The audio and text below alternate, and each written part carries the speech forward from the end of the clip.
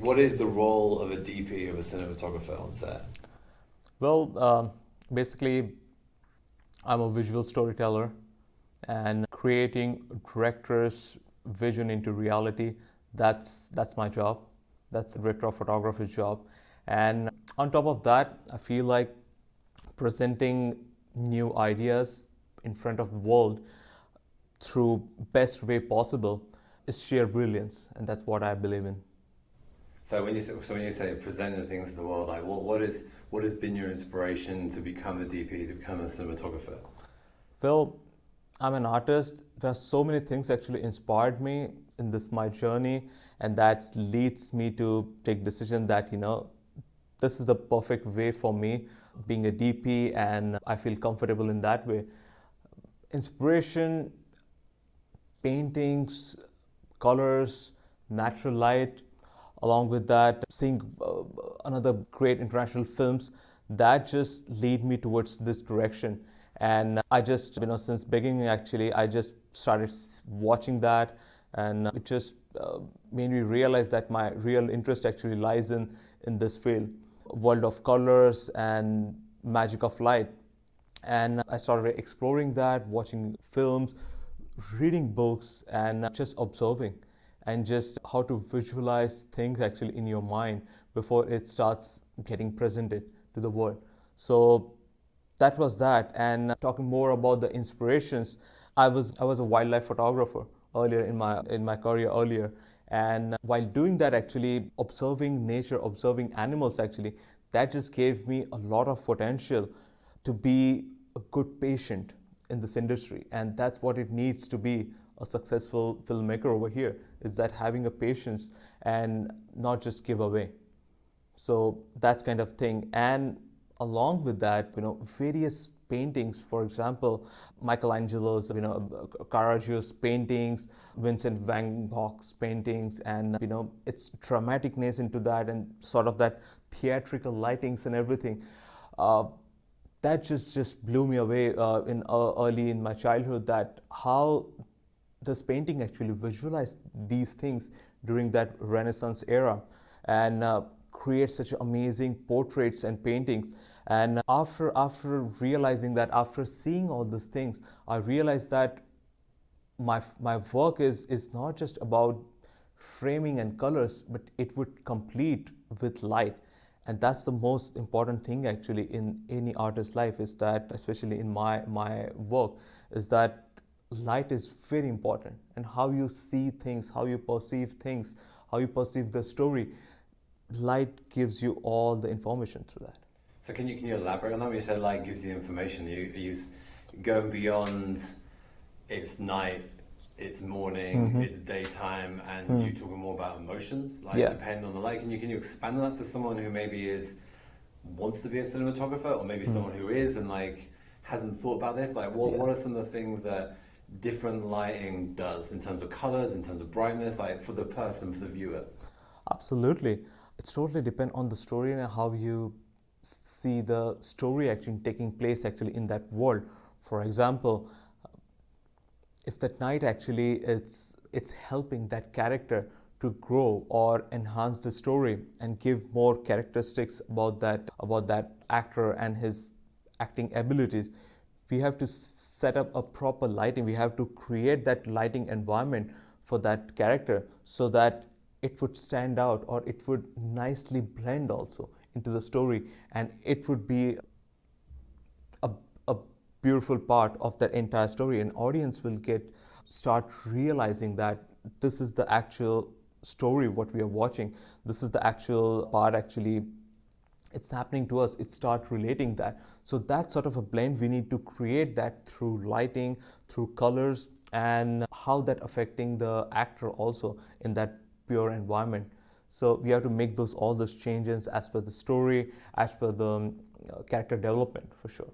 And do you feel someone who's becoming a cinematographer or a DP, do you feel coming from the artistic, notes in painting, notes in colors, notes in lighting, that is essential, or can someone come from more of almost a mathematical viewpoint? It's a funny side that, because I I done my bachelor's in physics, So I was completely, working with the numbers. But at the same time, I realized that in the middle of my, doing my bachelor's, that I'm not really good at maths. But at the same time, I was totally, getting too much into gaming and the lighting and the colors and animation and VFX part. So I slowly actually started using my mathematical, all this knowledge and the physics actually basically into a world of director of photography, and started blending that, and that helped me a lot, especially when you start grasping new technology as per time goes. That's really important, because for nowadays actually it's not just like a traditional that which film stocks you're using, which celluloid or what's the ASA and everything. It's about how the different technology you're adapting that, and based on that how you create the picture for the producer, for the audience, and which tells the story basically. If you have a variety of cameras, variety of options of technology, actually in best possible way how you can tell the story. And that's very important for any director of photography, any artist in the film industry, that rather than relying on the technology, rely on your visualization power and use those tools to create that something beyond imagination, like that. Working on set as a DP, so I want you to explain this as if someone's never been on a film set. Let's just say there's someone out there watching this or listening to this, and they want to be on a film set. Maybe they work as a videographer right now. They dream of being behind the camera. What are the steps? Like if someone's to come on the film set, becoming like a second AC, then a first AC, like what are some of those steps? And could you explain, anyone listening or watching, how that works on set? Like you as basically the manager of the camera crew, like what is it you need from a second AC? What is it you need from a first AC? Even right. PAs, like how does that work? How does that flow on set? Well, first thing I would definitely tell or give advice that just keep observing. Being on set is blessing. That's what your passion, and that's why we are on the team. We are achieving our dreams. So don't stop dreaming. Along with that, the observation part, it just gives you a lot of information, motivation as well, and give you a lot of learning experience as well. And those learning experiences you can implement into your workplace and your way of working. And as per that, you can set your set ethics. Along with that, improve your professionalism also. So observation is the key, in this ladder for sure. So that, and as per first AC, second AC, again, rule overall goes the same way. It's just that you don't need to bound yourself towards the technology or any cameras, but just looking beyond all these things and start visualizing that. That's really important. And along with that, for the crew members especially, they are want to get into DP positions and everything. It's just that the troubleshooting techniques actually you need to develop into yourself. So if you're working on $1,000 project on $1 million or beyond that, every possible on project you will find any sort of challenges, any sort of issues, and that you just need to be very prepared of that. So in the film industry, we always prepare for like plan A, plan B, plan C. So you need to develop your mindset towards all those mindset, so that on set actually when you have to make a decisions within no time, without compromising any artistic value, that's what it's necessary, and that's how the best way actually for any crew members actually to get hired, because producer don't hire you to say no or gives a lot of reason. You need to, when you know this problem, with your level of experience, your understanding and of technology and everything, you need to present a solution to that, and that's the best thing actually. So essentially what you're saying is, because I love how you answered this question, second AC, first AC, it almost doesn't matter about your skills as much as it does your attitude and your ability that when shit hits the fan, because it will, because it's a film set, your ability to try and find a solution, and that's what's gonna get you moving up through the ranks. Nice.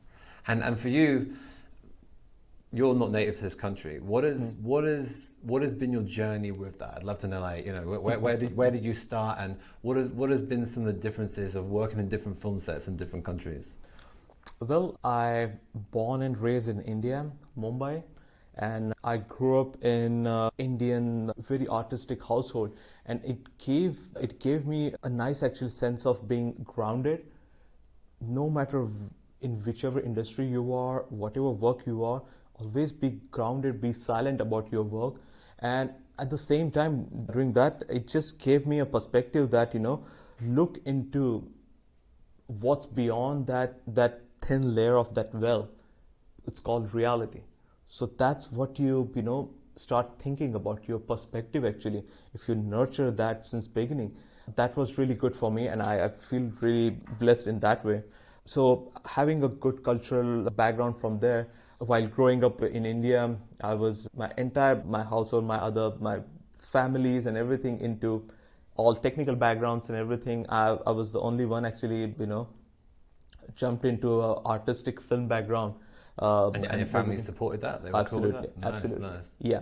So that was very funny, and while doing that journey, actually, I slowly started actually realizing that in early childhood, actually, the first actually film actually I saw, which inspired me, was Jurassic Park, and that film actually just blew me all the way, because after seeing the dinosaur, the best blend of visual imagination and the animatronics, electronic part and VFX part in that era was amazing. And how could a human being create such a thing which should be so close to realistic and without compromising any human emotion?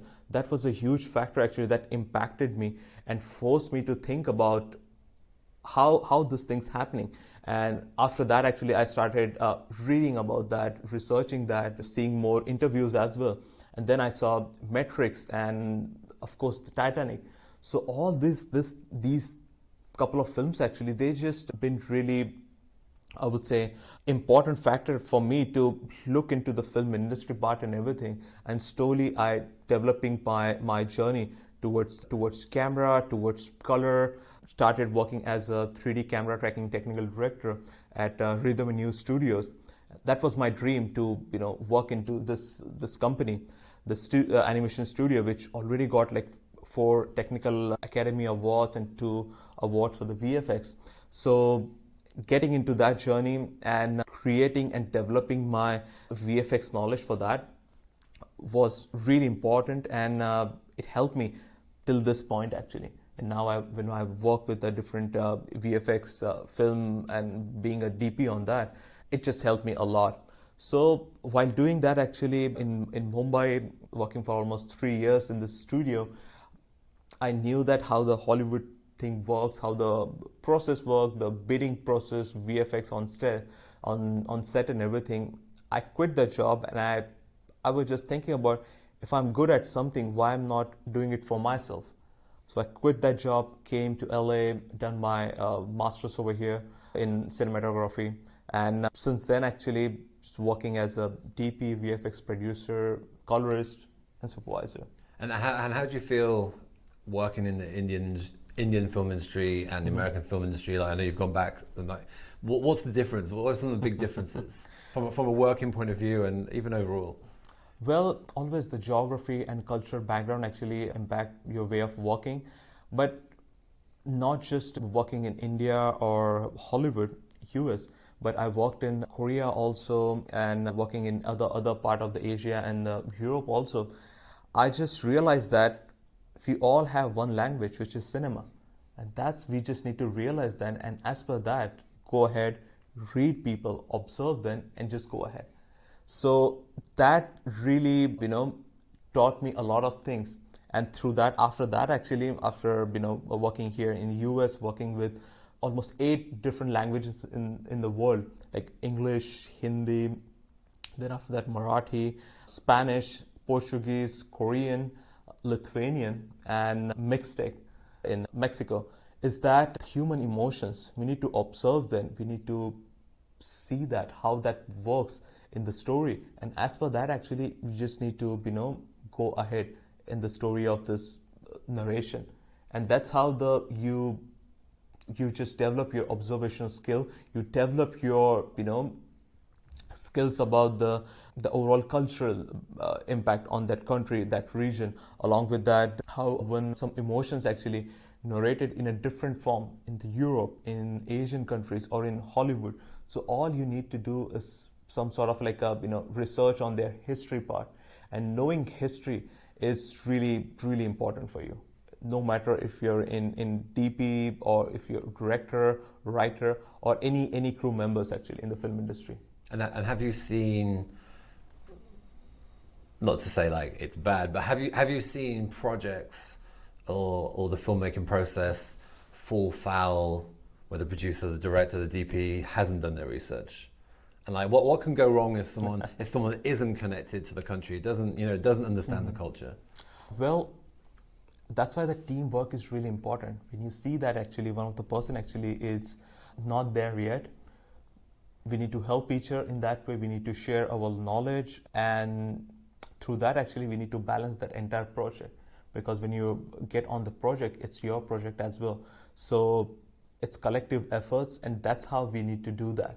And again, during pre-production also, that's how we need to discuss with directors, producers, and the main creator of the show, and how this things to be done. And you need to put your inputs also into that, your level of experiences, your past, all the memories into that, and create that on that level. No, I love what you're saying, and just to kind of chime in with something, what you said earlier on as well about having essentially a spiritual background, right? And knowing there's something beyond this reality. And I think any kind of project, any kind of launch, a film being made, stuff's always going to come up, because if you're making something that is an expression of yourself, an expression of source, you're always going to be forced to grow. Sure. So I really feel, I really love that you had that groundedness, and I've seen you on set, obviously, and I've seen, and I, for me, there's definitely a noticeable, the people who don't have faith, and it doesn't mean you have to believe in something, but it doesn't have to be a man with a beard in the clouds, but at least believe it, that this is just a game. Sure. There's something beyond this reality, and we're here to create this thing. Sure. And I definitely see when you're on set, you have that, but you see the people who don't have it. You definitely see that difference.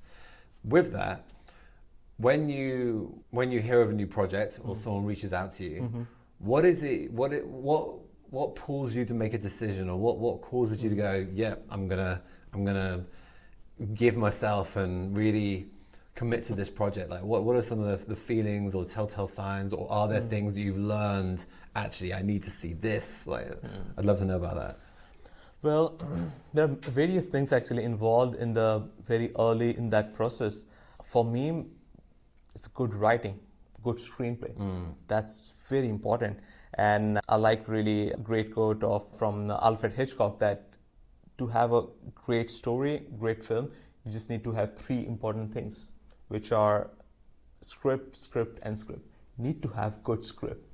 And that's a foundation of any great film. And based on that, actually, we can just go ahead, we can achieve different levels. So good script writing, that's screenplay writing, it's the best thing actually for me. And along with that, any challenges actually, how I can push myself in this project, push myself in that way so that I learn something. I never tried this thing in this till now, but through this project actually, this is the best way for me to explore that. For example, I worked on one of supernatural power films and underwater cinematography. I never thought about that, and I always seen that and that fantasized world and that great thing. But when I read that, I was completely so happy, and I was surprised to know that actually, that this thing we can actually do that with amount of resources we have. So I learned that, and we made amazing films. We got various awards and everything. So good script, along with that, challenging yourself, something new to learn in that. And I always ask three questions to me before saying yes to the project, is that, are you learning anything from this? Is this project giving you a motivation in your project, in your career? That. Second thing, is is it giving you good money? And third thing is it really make your careers on a next level? Any two boxes are ticked, I totally take that project. Yeah. And that's how something actually, it's good way of, selecting project as well.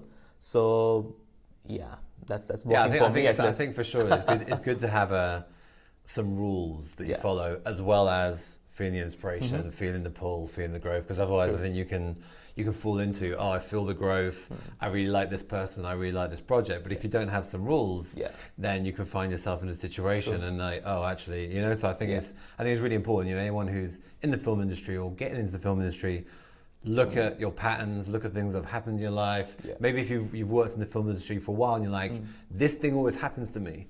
Start setting some parameters, start setting some rules. Within this world of filmmaking and being a DP and cinematographer, where is are you the kind of person that has a big vision and you're like, and I keep looking at that vision, or are you just the kind of person like, I just see the next step in front of me? Well, film industry is funny. You have to look into various things actually. You have to set a very distant goal. At the same time, you have to set a longer vision also for you, longer goals. So you have to balance, since you're working independently, you're working for others. You have to set these two goals actually for yourself. And as per that actually, and as per time, we have to juggle around and you have to go ahead in this way. So it's always great to have goals and the aspiration towards that, resolution every now and then, and that's just motivate you. That's make you better and better in this competition. Because I coming from Mumbai, where again the Indian film industry actually one of the best in the country, one of the best in the world, and along with that. The same thing over here when I came to Hollywood, LA, entertainment capital of the world, and like thousands of great artists coming over here, and it's chaotic, and you have to scream, you have to talk on a higher pitch to create your space, you launching your product. So realizing that you need to develop yourself into that, because you need to realize that even though no matter how artistic you are, how great you are as a filmmaker, but you are easily replaceable. So you have to put your 100%, you have to put your best every time you do your work. So working, of course, hard work, smart work is great, but work creative also, that's important. And in that way, actually, I would say shine like a diamond in the world of this concrete jungle. So that's realization of that's very important. And do you, going a bit more into like the personal development, do you have like, each morning I have like a morning routine, or at night I say a prayer, or are you in a place of, as long as I keep growing and showing focus, that's enough? Like where are you at with that? Do you have kind of... Yeah, I try to be disciplined earlier, and it's great doing that way. But later on, for me, actually, it's just that slow and steady learning, that's the key. Yeah. And that's really working for me. And it really depends on artist to artist, way of their working, the nature of their work, where you're, living. Everything actually depends on that. So it's just that earlier, actually, I just, thought of always watch at least one good film, no matter what, like even half an hour, watch something new. It gives you new ideas, it gives you new perspective, and that's really important. And understand that we are busy, we are, because of this, the stability of that, it's in the industry is not that great. So we have to, always try doing that. But at the same time, improving yourself, learning is the key as well, because opportunity knocks all the time. We just need to select that. We need to just keep eye on that, and how our resume, our profile actually suits to that. That's really important. So, I mean, whatever works for you, reading, traveling, have different kind of experiences whenever you can. Do something out of the box, do surfing, do driving in a different way, or skating, or do painting, or just visit some museums and know about the history, and so many other things, like meet people, go to or watch some international films. All this collective experience, actually you can put that into your work, and that's how you can visualize that. Otherwise you will just stuck in one monotonous way, and that's not something important in growing. Yeah, so keep your focus and keep your care with your work, Yeah. and you'll keep growing, but also do other things to expand yourself. Just keep trying, keep just getting new experiences in Yeah. life. Meet different people, observe them, see, have fun, laugh, and just try everything. On your journey, looking back, is there anything you would have done differently, or would have liked to have done differently, given the chance? So many things. I'm loving the honesty. But it's just that don't hold yourself for something big. I would say take risk, try new different things, get experiences, and just don't be into that monotonous box where all your vision is it's really constrained with your priorities and your set of goals and everything. Sometimes it's fine to be failure, or I would say it's fine to not be successful, and it's fine. Take time for yourself and just relax and enjoy a bit as well. It sounds like advice to your younger self. Yes, I would say that. Because when I came from India to here, I was very much focused on the work, and my overall, I didn't come from like very rich background. But so that's why, the money, logistic parts and everything was playing a major role into that as well. So my complete focus on not just, I would say, being successful or there in LA, but just achieve and trust my instinct and achieve what I wanted to do over here. So just following that path and everything. So I was just too much busy into that, and so that's I would say. And what was the failing with that? Like, did you get to a point where you just burned out, or were you just not having fun? You weren't enjoying it enough? Like, what was the issue with that?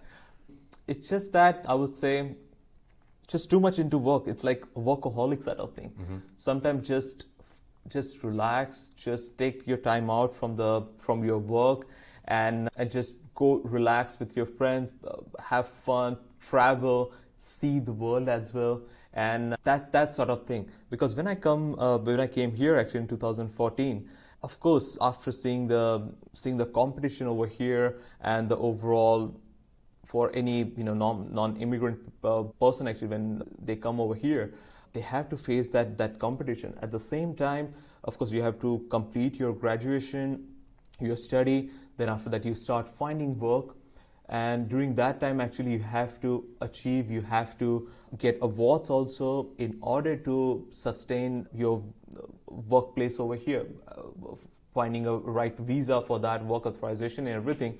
So you need to balance a lot of things: your education, your working environment, or you're finding jobs, along with that pay rents and all this monthly thing, along with that get awards. So that's not, I would say, necessity. That's not the, I would say, compulsion, but that's a necessity to survive in that way.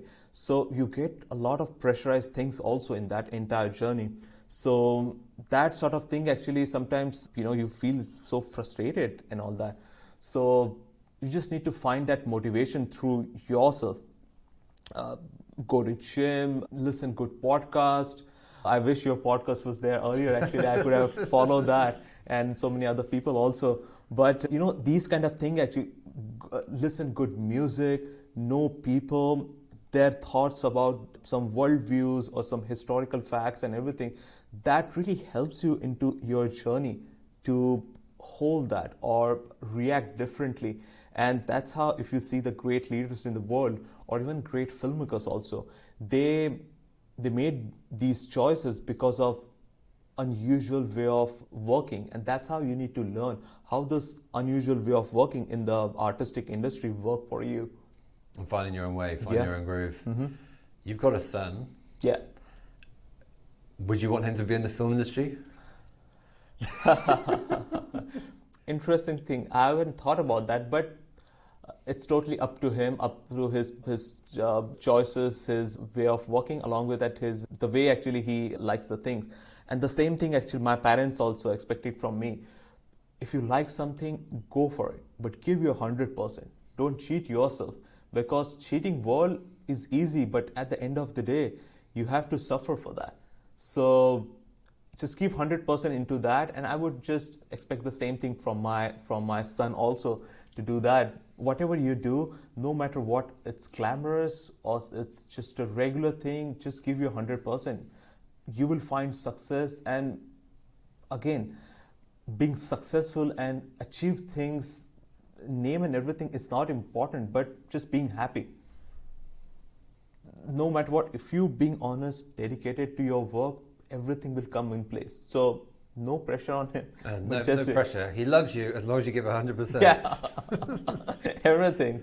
So yeah, it's fun. He's 9 months old right now. Nice. So And he's a looker, Anup.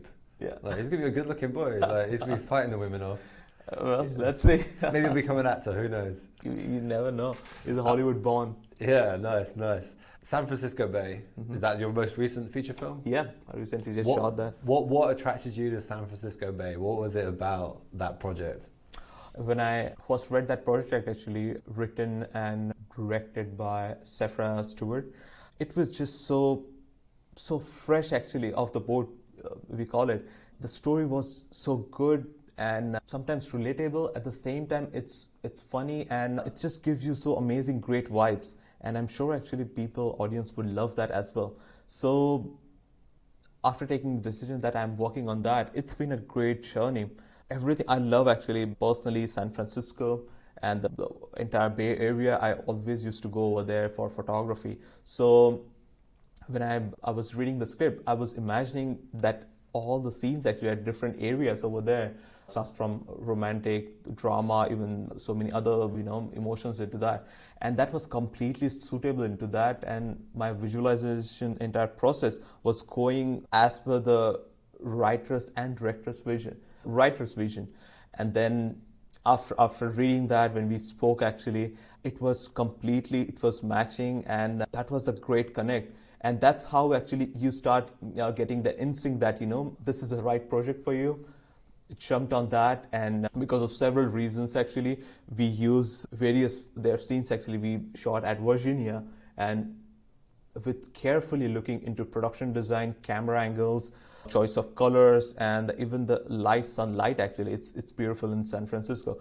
Recreate over there. That was a great challenge for us to look into very minute things, because we don't want audience to get distracted by any smaller things, like why that painting or the photograph on the wall, it's like that. It should be in I lived in San Francisco, and it's not like that over there. So director, me, production designer, and all the teams actually, AD and everyone, we went to all those locations over there. We started visualizing that how this could be a great place for Bay Area and for our scenes. So we done that very minutely. Again, attention to the detail, every aspect to the story, that was important, and it was amazing to recreate San Francisco in East Coast Virginia, in small town called Gloucester over there. Was magical experience. Yeah, so for you that was part of the challenge, actually. Yes, Like, can we recreate absolutely. a film that looks like San Francisco in Gloucester, Virginia, and for the audience to buy into that? Everything, because we had so many constraints, because if you look outside the window, you can see actually it's woods and everything, and it's woods and fields. Everything, and you can't, in the city actually, in the heart of San Francisco downtown area, you won't see anything like that. So we have to make all the choices very thoughtfully, that these things are important, we need to sacrifice few things, but for good. So that sort of, conversation, that kind of a decisions, we made that during production, during on set as well. And that was very, very important call actually. And if anyone, so San Francisco Bay won't be able to, it'll be world premiere at Sundance next January. For anyone listening and watching, like, why should they watch San Francisco Bay? What's magical about it as a film? Well, I think it's a great film for two entrepreneur couple actually who trying to achieve their dreams in a most unusual way. And that's the mystery, that's the fun part about the story, is that this couple actually, strangers, they meet and they start their journey towards their likeness, their dreams, and falling in love. So it's a beautiful romantic comedy story, and youngsters and even people in the industry, actually audience, would love that. So that's the, and it's beautifully set in the San Francisco area as well. So people from San Francisco actually would love to see that actually. Yeah, and that's the thing for me when I first read the script. Yeah. I would say my genre is very thriller. Yeah. Not rom-com, not coming of age. Yeah. It's a really good story. It's a really good script. Twists and turns, and it is thrilling, and it is clever, and it's, it dissolves some of the classic tropes, and and it's done really, really well. And cinematography by Anup. Yeah. So. Well, I hope actually people will love that. But you were attached to that project since beginning. When you thought about, from San Francisco, we are shooting San Francisco scenes over here. How was your reaction into that? Because that was, you came all the way in the beginning of that, and all your decisions and everything will go on the other departments also. For example, camera, production department, wardrobe, and everything. For me, someone actually said to me the other day, they said in their culture, there's a quote. Just because something's hard doesn't mean it's not of God. And just because something's easy doesn't mean it is of God. And it's kind of just a thing of like, something can be going difficult or something can be going with ease and grace. It doesn't have to mean anything. There's many different things. Yeah. But with that, when the idea came moving San Francisco Bay from San Francisco to Virginia, to me it just felt like it was right. It just felt like it made sense. And for me, with some of the, I knew the line producer and more of the producers were struggling to get locations. And when you looked at, it was an intense shoot, averaging 10 pages a day, average for 15 days. It's a decent amount of shooting. Yeah. And looking at some of the locations and things like that. So for me, it was just a feeling of like, it just makes sense. And it made sense of, you can't really make sense of why the locations haven't been coming through. But none of the locations in San Francisco were coming through. Yeah. The San Francisco Film Board weren't being very helpful. They weren't doing what they were saying. Do you know what I mean? Yeah. And it was just one of those things of like, well, it's not working. It could be that we're supposed to move, or it could be that there's something else we're missing. True. It just so turned out that we were supposed to move, because as soon as the decision was made to move to Virginia, everything just flowed. Yeah. So for me, it was just one of those things. So for me, it was just like, I was like, it could be of God or not of God, and it was just one of those things. But it was definitely a feeling of, it feels like it's supposed to be moved to Virginia, and we don't know the reason yet. But and everything, everything just took place. Yeah, so exactly. Nicely. Everything just landed. Yeah, everything just dropped in. True. With cinematography, with DP-ness, you as doing everything you do, is there anyone you look up to in the industry? Is there any cinematographer you watch their work, you get excited when they're bringing out a new film? Like, I'd love to know who they are. Is there, or maybe even people from the past, or things you've researched? Like, where is? As an artist, I always get inspired by so many people, no matter what, like even painter or even DPs actually. So of course, I love so many great earlier DPs as well as now also. But in particular, actually, I learn actually watching Gordon Willis' work and his great painting with light actually create a great canvases for films such as Godfather series, Clut, and so many others. Great film, Manhattan actually with Woody Allen was beautiful, and I just learned a lot from him. watching his interviews, his work, and why he made such a choices. That was a great learning curve for me. So as a DP in early stages, actually, I realized that it's not about the technology, but a person behind the technology. That's really important. And no matter what, how forward or how techno savvy we are, we have to stay with the basics.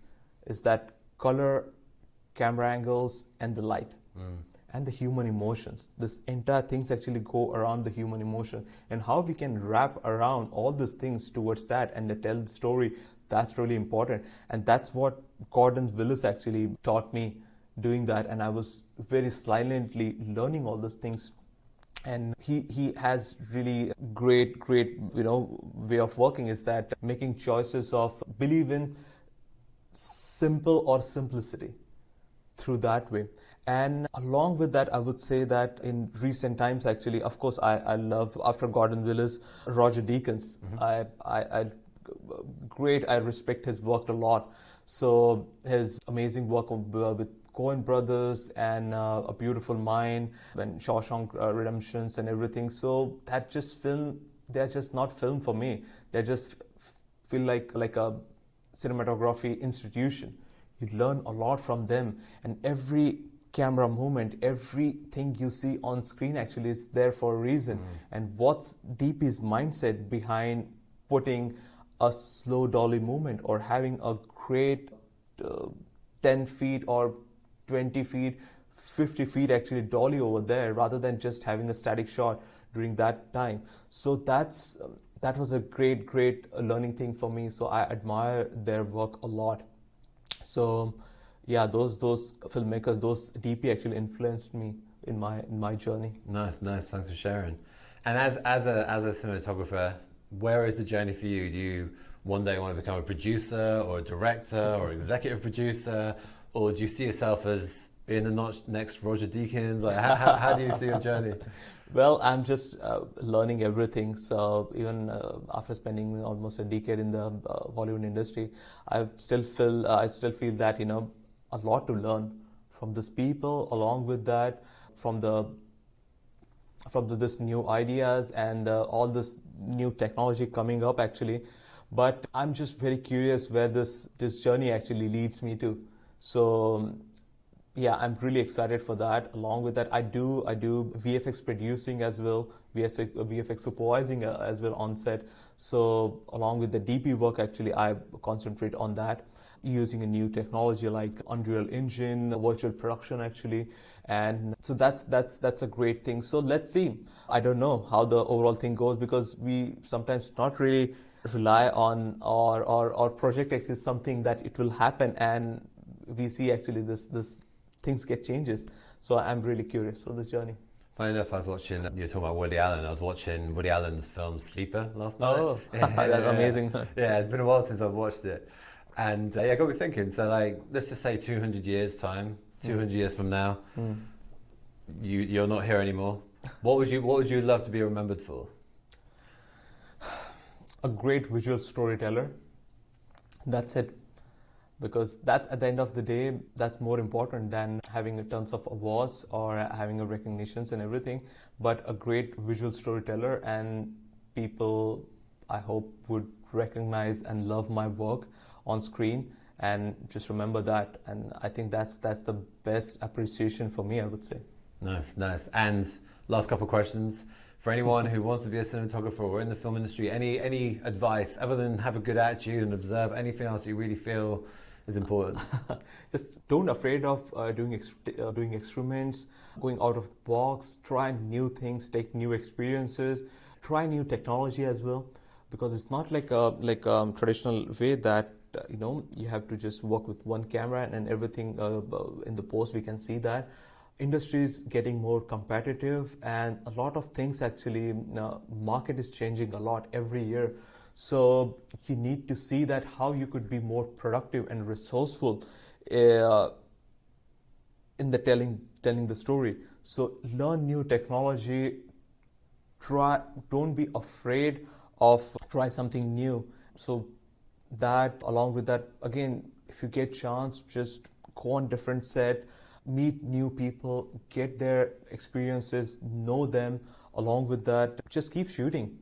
That's the main thing. That's main motto, I would say. That through that actually you will learn a lot, and when you learn a lot, you can put that things into your films as well. Yeah, I've definitely. Also, I don't know anywhere near what you do with cinematography, but when I do my research and watch videos, I find it fascinating. You see a lot of cinematographers, especially from the past, and they would just try things, and they would like drill a hole in the lens, and then film a scene. And I think definitely as technology has grown, there maybe is an issue where people are thinking, oh, in post we'll do this, we'll do that, and as not realizing as a cinematographer, you've got so much control of creating effects there in the moment, you know. So I find it very, very fascinating, that kind of stuff, and really feel that's so true. That as you said that, you know, thinking out of the box thing, creating holes or try something different. And maybe I would say that knowing the history of the world of film industry, get 8mm camera from thrift store or 16mm camera, use that for your film, use that tool to tell the story, try something new. Along with that, if you have access of good computers, post-productions, everything, try something, add something different into that, change color of the film, try a different mood into something altogether different people never thought of like that way. That sort of feel actually. Do that. Take so many photos, try to capture human emotions and tell stories through your camera, I would say. And that's one of the best thing actually, that just learning and from daily small things actually. That's always helpful. Yeah, nice. And slightly annoying question.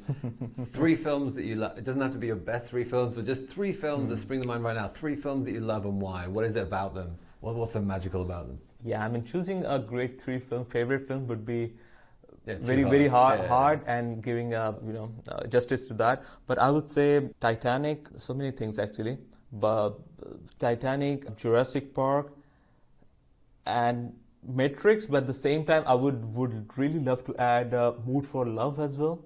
What's it called, sorry? Mood for Love. Mood for Love, okay. Yeah, the Japanese film. Oh, okay. All right, interesting. And it's amazing, beautiful film actually. That's where the camera angles, culture, human emotions actually meets the music. Okay, and it's beautiful film actually. So that sort of thing actually, I would definitely suggest these 3-4 films. Okay, nice. So Mood for Love, I'll check it out. And Mood for Love, is that the kind of film? I watched Past Lives the other day. Have you seen Past Lives yet? Heard about? I would definitely recommend it. I would definitely recommend it. The way, if you're okay with a slow burner, it's quite slow. And for me, amazing. But for me, it very much felt like, you know, experimenting with different angles and colors and the music, and it was very. And that was the kind of film I watched, and I was like, if I made a film like that, I'd be happy. So, that's wonderful. Thanks for joining, Anup. Thank you for having me.